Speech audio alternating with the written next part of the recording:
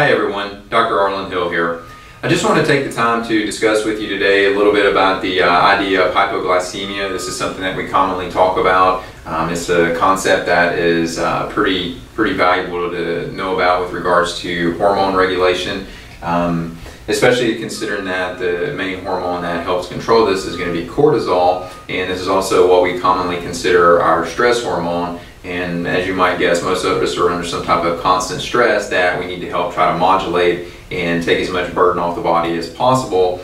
And one of the best ways to go about doing that is to help control glucose levels and to prevent the onset of hypoglycemia. So let me just touch on a couple of things here.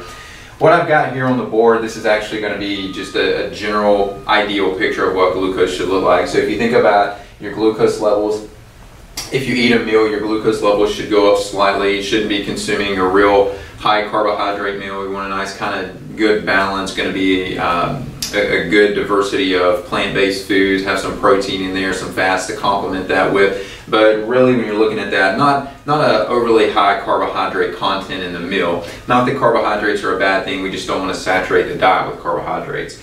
But red line here, looking at your glucose levels, so you eat, glucose goes up. But then as a secondary response from that, and to help try to drive glucose into the cells to be utilized for energy, you're also going to get insulin coming up behind that, and that's what's going to be represented by the blue line here. Now, with regards to an ideal pattern, this is kind of what it should look like. Slow, steady, easy transitions in the amount of glucose in the bloodstream, no large spikes anywhere. Let me show you a little bit different idea of what can actually take place, so and what we need to be thinking about with regards to hypoglycemia and how we need to try to support that. So when we're talking about hypoglycemia, actually what we're looking at here is a couple of ways that this can manifest. One of the more common ways is that you get an increase in blood glucose levels, and then the glucose comes up. And as that glucose is coming up, you're also going to get the secretion of insulin to try to bring that level back down and try to push that, or bring that level back down out of the blood and push it into the cells for energy. So what typically happens here is that shortly after that, you're going to get an increase in insulin. And in general, insulin levels are going to overshoot. And when these insulin levels begin to overshoot, that's when you start seeing a change in your glucose levels, that it actually begins to drop back down below this line for what is considered our ideal level. And you actually start getting into more of a hypoglycemic state, so your blood sugar levels fall. And this is where we start seeing the the kind of classic example here is going to be your afternoon crashes. So you've had lunch, you spiked your glucose levels at lunch, and then as the afternoon goes on, those insulin's trying to control your glucose, and then those levels crash on you.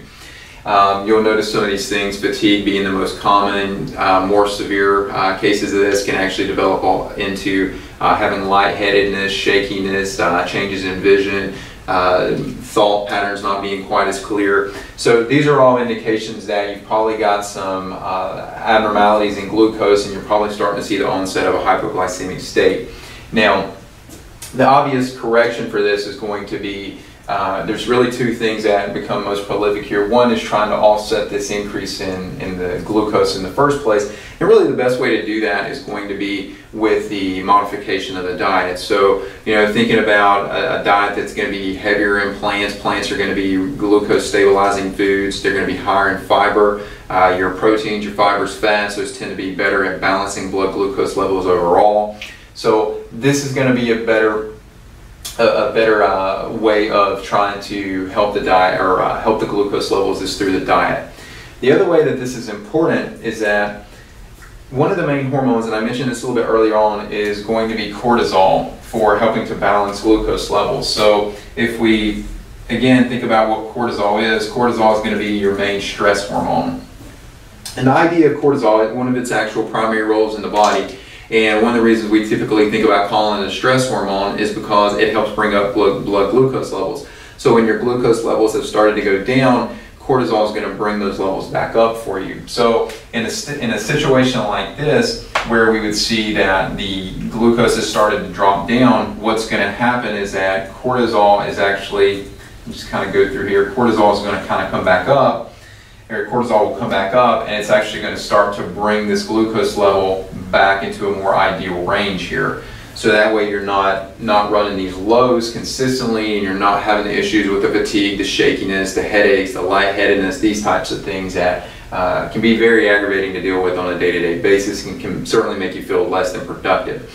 So really trying to address the level of cortisol here and make sure that we're secreting adequate levels on a day-to-day basis. This is one of the things that a lot of individuals don't do. This is actually something we see with the testing.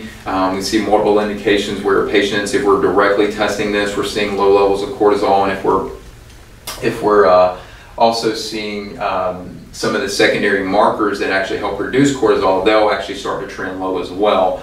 One of the best ways that we found to bring this back up without directly giving cortisol, because there are some side effects to doing that, we don't recommend that, is using something called Pregnenolone. And Pregnenolone is going to be a precursor to many or really all of your steroid hormones, but this is actually,